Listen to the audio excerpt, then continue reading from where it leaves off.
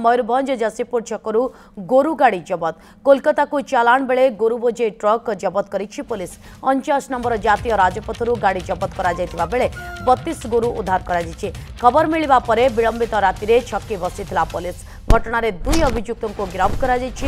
एहा पछरे आउ किए संपृक्त तार तदंत चलिछि। तेबे गोरुंको स्वास्थ्य परीक्षा परे समानंकु गोशाला को पठाजिवो। ए प्रसंग में अधिक सूचना पाई आम सहित बर्तमान समय फोन लाइन में जोड़े जाइछंती आम प्रतिनिधि ललाटेन्दु पात्र। ललाटेन्दु कौन अधिक तथ्य रोची बाबद रे?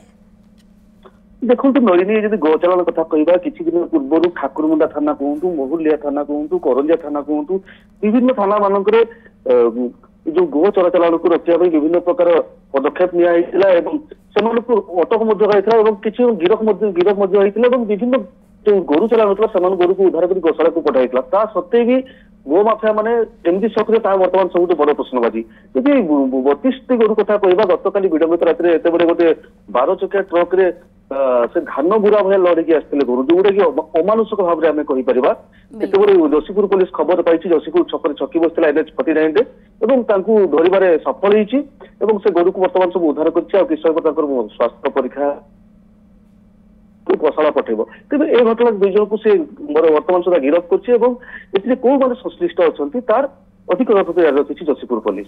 नलिनी बहुत बहुत धन्यवाद ललाटेन्दु।